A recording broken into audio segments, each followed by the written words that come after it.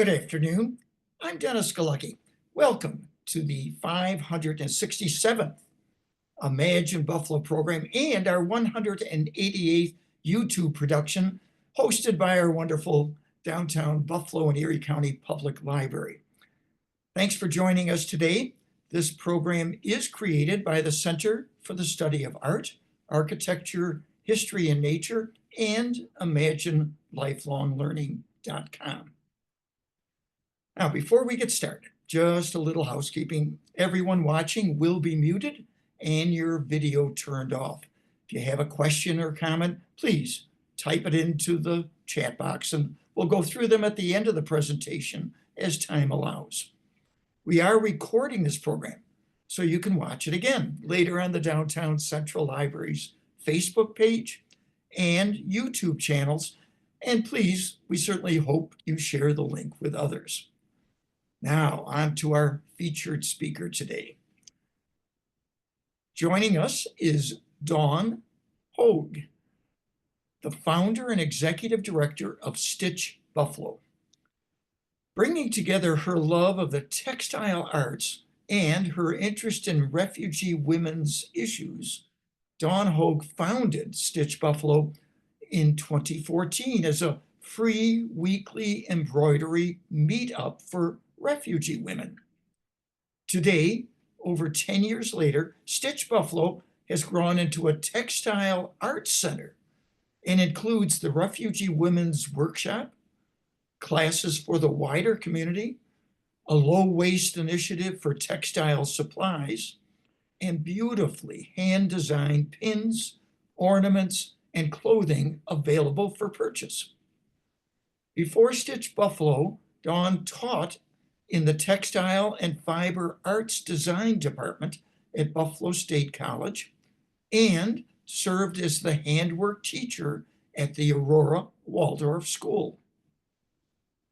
Stitch Buffalo and the artist of the Refugee Women's Workshop were recently the subjects of the exhibition Old and New Threads, the Artist and Story of Stitch Buffalo, that was at the Castellani Art Museum at Niagara University.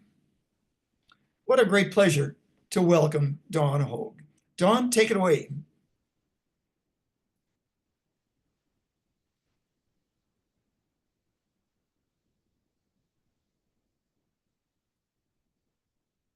Yeah, thank you.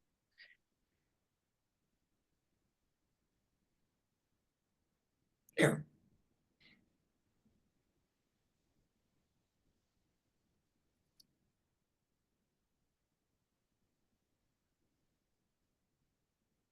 I'm here. I'm just getting it all to load up.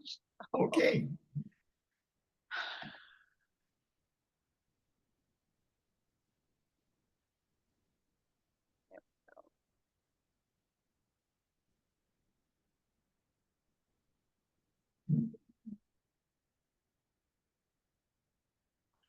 While this is, I don't know why it's taking a minute to load in, but I will say thank you very much for that introduction, Dennis. And those are very impressive numbers that you have with your YouTube and your archive, and I'm happy to be part of it. Let's see if this will share now. There we are.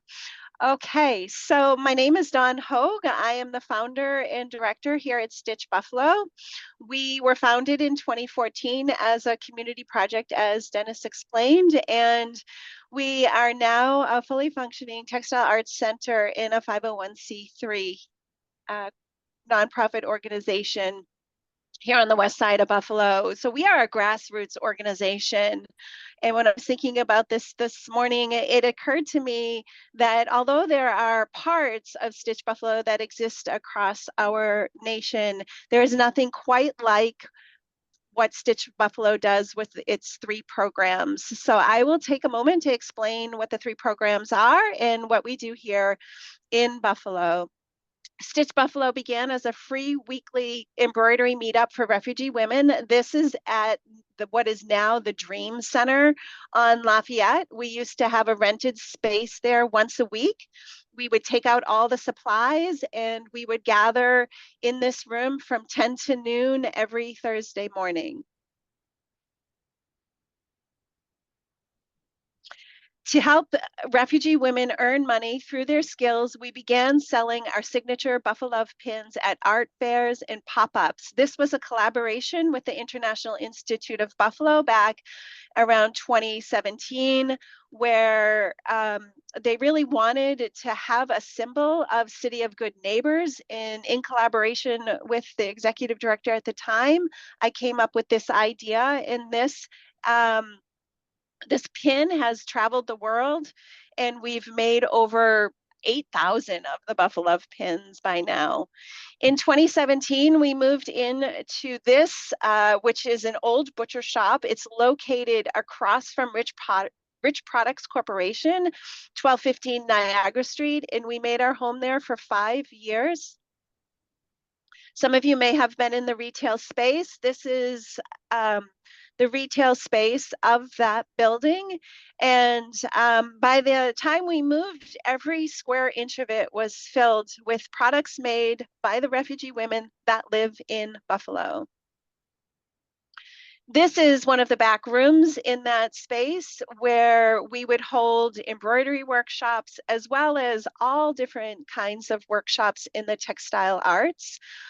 As one of our programs, community education is very important to continue to share what we do as within the textile arts. We grew out of our space in 2023.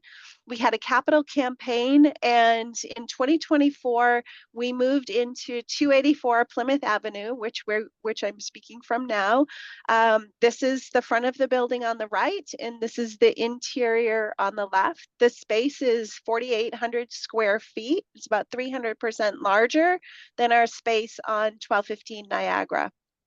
It's an open floor plan. This is a quick video I will share with you of our space.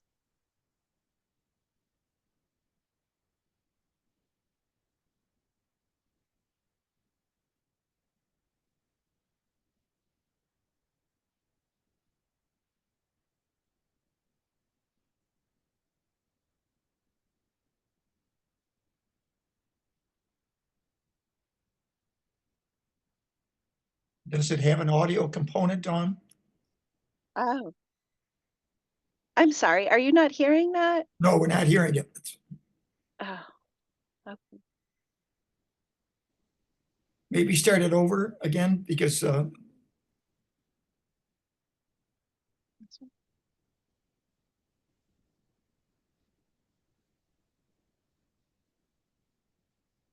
know what? I'm going to just skip it.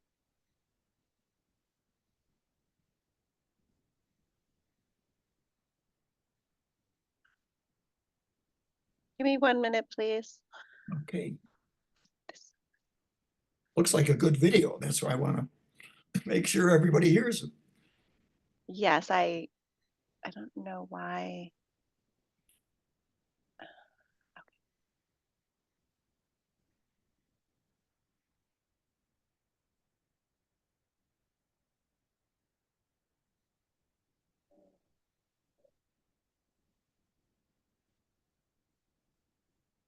I'm going to skip the video. I'm sorry, I can't seem to get it to play the volume. And so I'm going to move on. You'll have to come in person. I would love to share it with you in person. So Stitch Buffalo is comprised of 3 programs: the Refugee Women's Workshop, our community classes, and our Second Stitch program. The Refugee Women's Workshop is a thriving community of women artists from around the world: Bhutan, Burma, Nepal, Thailand, Egypt, Afghanistan, Pakistan, Bangladesh, Somali, Peru, and beyond, who create handcrafted goods for sale here at Stitch Buffalo, either on our location or at home. This small but meaningful creative, personal, and economic empowerment infuses each woman, her family, and her community. This is Tika. She's been with us since the beginning. Members of the Refugee Women's Workshop receive all their tools, supplies, and training at no cost. Each artist freely selects her own colors, materials, and designs, so each product is unique, just like the woman who has created it and where she is from. This is a great example of, this is an elephant ornament. This is one of our products. When a woman comes and picks up the supplies, they receive the foundation of the product, and then they bring their creativity to it by selecting their colors of embroidery floss, whether they want beads or not, and begin to build and create the ornament or whatever product it is in that way. Artisans can pick up new supplies and drop off completed work anytime we are open. It's a flexible programming that makes this accessible to mothers and other women with complex responsibilities or difficulty in being able to get to our location, either by bus or walking or needing a ride.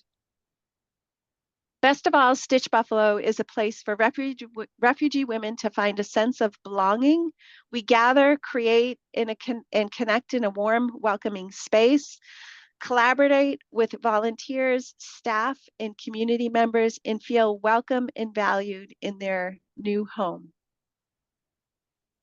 The products they create are sold on consignment in our retail shop, on our website, through wholesale partners, and we do lots of special projects as well, commission projects for individuals as well as for larger companies. We also do commission refugee-made artwork for large-scale installations and traveling exhibits. The Old Threads, New Threads exhibit that we just had at the Castellani Museum is an example of that. This is a 10-foot peace symbol that we put in the Birchfield Penny in 2022. We had an exhibit to really elevate the work of the refugee women called Creative Journeys at the Buffalo History Museum in 2022. And in the Botanical Gardens in 2023, we suspended 150 birds made from recycled saris and felt material. Each bird is hand-stitched, hand-cut and hand-stitched, and they were suspended from the Central Dome at the Erie County Botanical Gardens in 2023. We're reinstalling a new exhibit this Thursday at the Botanical Gardens and will be up for 1 month. This is the Old Threads, New Threads exhibit that we just took down in 2024. The purpose of really doing these collaborations with other cultural institutes is to build the bridge between the refugee women population and the other communities in Buffalo in making these places accessible to the refugee families and exposing them to being part of the city that they now call home. So we try to do one exhibit a year on that large scale. Our second program are our community classes. This is a project I did over on the east side with a community center, and we did this large 8-foot quilt in the background from hand drawing, hand painting, applique, and quilting. Community classes, Stitch Buffalo expands its reach into the community via textile arts education for creative people of all ages and skill levels. We do block printing, that's on the left. Macrame bracelet making is on the right. Excuse me. Embroidery workshops are taught on-site and off-site. Sometimes we have the refugee women teaching the workshops. Sometimes it's myself or another staff member. Here we're offsite at Duville and another African American Cultural Center on the right. Here we're at the Providence Farm Collective doing the Indigo Resist Dying t-shirts with, I think it was up to 50 campers they had that summer. It was a lot of fun. Second Stitch is our recycling, repurposing, sustainability program where we take and receive donations from the community and we give these items new life. We sort through them.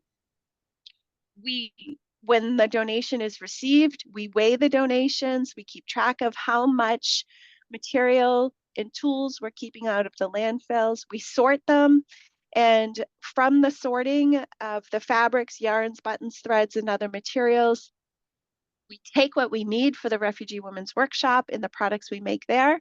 We take what we need for community classes to support the community classes, and then we turn the rest back to the community at a discounted price to the local community.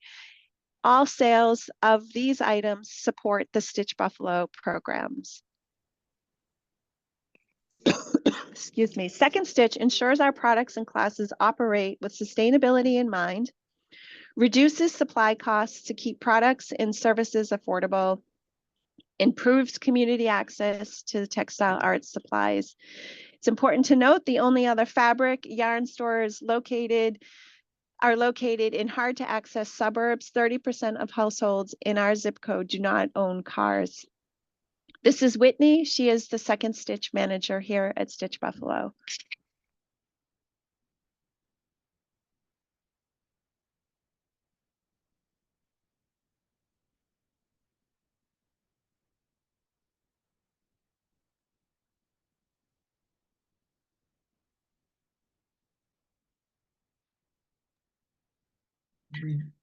Okay, Stitch Buffalo is unique with a focus on the textile arts, a wide range of traditional, contemporary, and locally handmade crafts, plus unique products and customer services. So beyond embroidery, we have backstrap loom weaving, we have beading, we have tailoring, we have repair. So the textile arts is really well represented. In addition, we also have block printing and dyeing. So it's a very expansive focus on the textile arts. We're inclusive and diverse, a trustworthy space where people gather to create regardless of their differences. We have service to local refugee and immigrant women, support for the creative process through mentorship, education, and economic opportunities, and our sustainability, affordable community access to a curated selection of recycled textile tools and materials. Every year, we serve over 200 refugee women and their families who receive supplies and training. 2,000 community members participate in our classes and workshops. We save over 2,000 pounds of useful textile art supplies for reuse, and 6,000 hours are contributed by volunteers of all ages and background. The world is here. This is our community table in our new location. And this is the slide that won us $25,000 in our capital campaign to build out our community center. This is the heart of our organization where we can gather and create around the table and meet. And this represents some of the women that participate in the program. So you can see Tafe from Burma, Tila from Bhutan, Anhar, Hassar, and around the table we go, and around the world we go. Who we are. This is Palwa Shah on the left from Afghanistan and Tila on the right from Bhutan. Palwa Shah is a trained tailor from Afghanistan. She does embroidery as well. She had a collaboration with John Legend's Etsy shop, as well as doing the sewing for a local designer, Alexander Zavdrowski. Sarai Pa from Myanmar is an amazing embroiderer. She also teaches our embroidery classes. She did this custom denim jacket and pants for this individual. Everything is hand embroidered in this photo. Mara is from Ecuador and makes exquisite beaded jewelry. She also teaches classes here. Hong Lung does embroidery and machine sewing. She can make patterns of clothing. She has a wonderful whimsical expertise, and she received her first paycheck from Stitch Buffalo at the age of 72. And this is in our old location when she received her first paycheck. This is my favorite. What's ahead? Every year the need grows. Refugee women face increased scrutiny, reduced support in uncertain future. Arts education budgets in the public schools is declining, and 11 million tons of textiles are landfilled each year. How we're helping in 2025, we're providing more textile arts training and mentorships programs for refugee women. We're expanding events to build community support, wellness, and shared skills, and fortifying robust pathways to keep useful supplies out of the landfills. How you can help? Shop at our store or on our website, engage as a volunteer, or donate supplies or financial donations. If you live in the Buffalo area, we would love for you to come visit us, see our shop, possibly volunteer.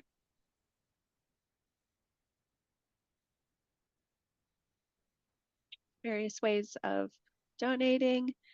We believe that together we can provide the opportunities and inclusion every woman should have access to wherever she is from.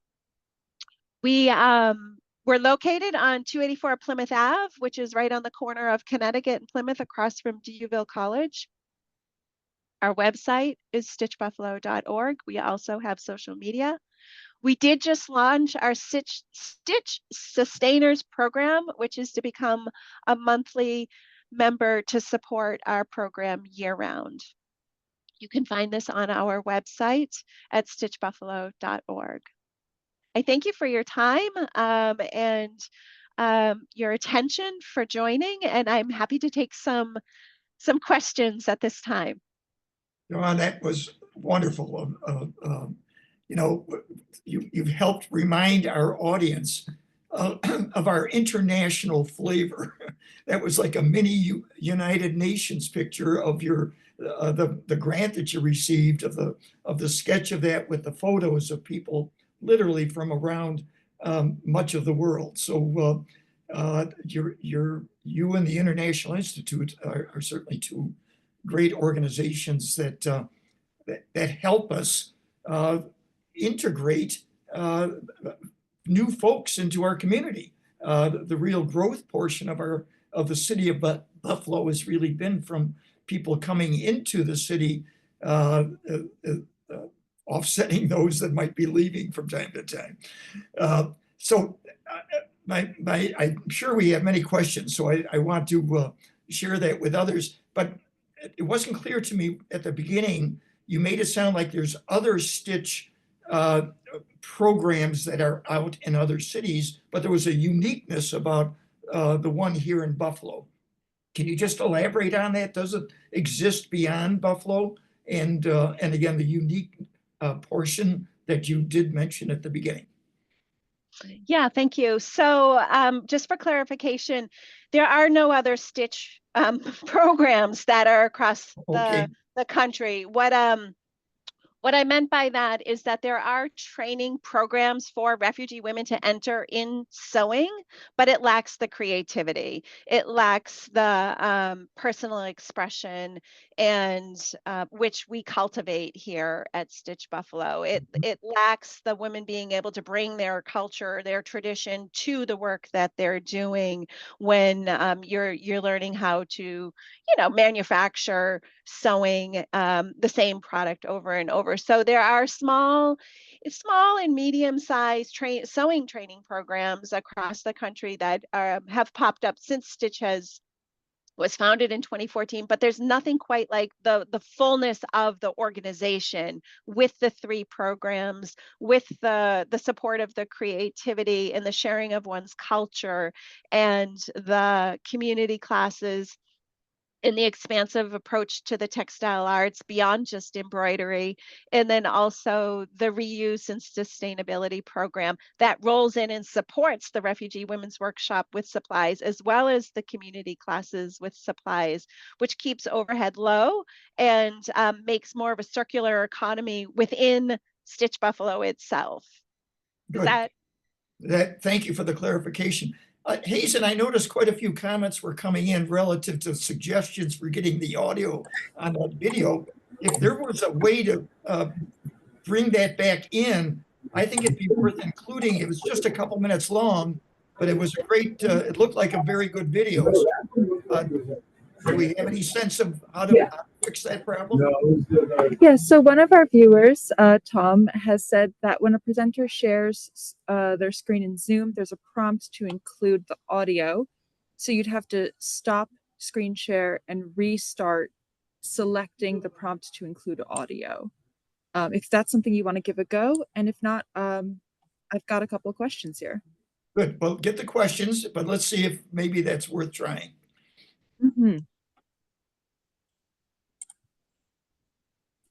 Dawn, does that make sense to try it? I certainly can try that. Yes. Go ahead. Oh, share sound. Oh yeah. Okay. Got it. Let's do it. Let's All do right, it. let me get back now. Oh boy, you're really testing my technology navigation skill. I give you credit for trying, Dawn. On a brand new computer at that. So here we go. We're almost there, folks. Here we are. All right. Now let's roll.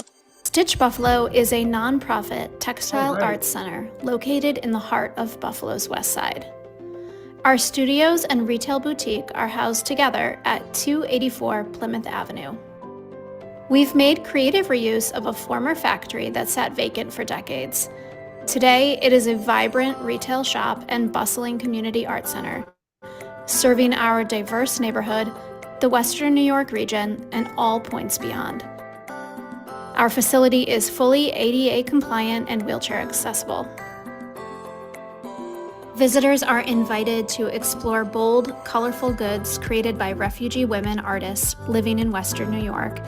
Community members also have access to an ever-changing selection of textile art supplies in our second Stitch shop.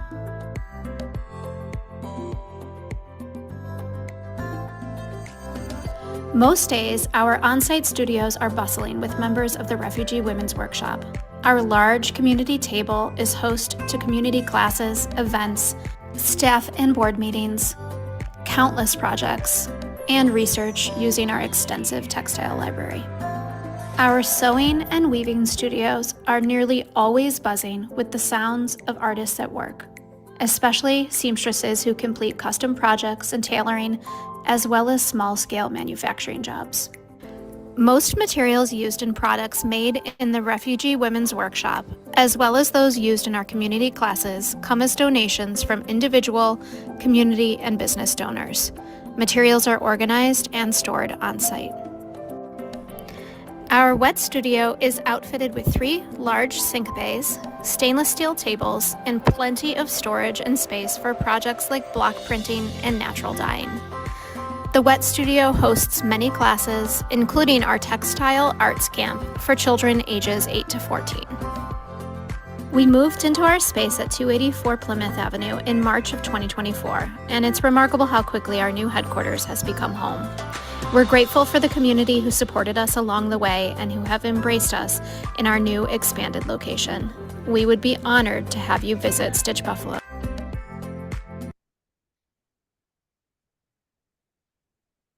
There you have it. Thank you. Thank you for your time. How did that work? Did it work? It worked fine. Okay. And worth the effort, and you're being congratulated for your technical expertise. Oh man. By another techno kind of guy named Tom. Jason, what else we got? I'm really glad you got that to work. That was awesome. Coming in. Let's see. We've got a question from Mary who asks, first of all, congratulations to you and all your team for all you have accomplished. What are you excited about for the future? I am excited this year, particularly to offer a more advanced sewing machine training for the refugee women. It's a tiered program from home sewing machine to industrial sewing machine, so we could do small scale manufacturing. That's something that needs to be happen. There's so many trained seamstresses in the community, refugee community, and really looking to support that in a structured way. And then also we have a training in our wet studio in block printing and resist dyeing, which will give the opportunity for other women to create new products that will round off the products that we have in our shop. And then I'm also really inspired to stay true to the mission of Stitch Buffalo and strong. Awesome. I have another question here from Julie. Julie asks, what do you recommend for starting a program like this in another city? I recommend starting small, knowing who's in your community, what other organizations are in the community. Maybe you can partner with them, find a support circle, a networking circle, that like-minded people, and take it one step at a time. And I'm happy to be a resource in any way I can to support the work that they do. Awesome. I have one last question today. Let's see. This person writes, does Stitch Buffalo partner with any organizations that work in migrant defense? I'm wondering about this in light of the anti-immigration politics of our current federal administration. We certainly have legal counsel, but we do not partner with anybody in migrant defense. Mm-hmm. All right, that's all the questions I have for you today. Thank you so much. And there's a couple of other comments so that are very thoughtful and that I'm seeing in terms of congratulations to Stitch Buffalo. Do you see them on your? Oh, yes. Okay. Why not read those into the record? How's that?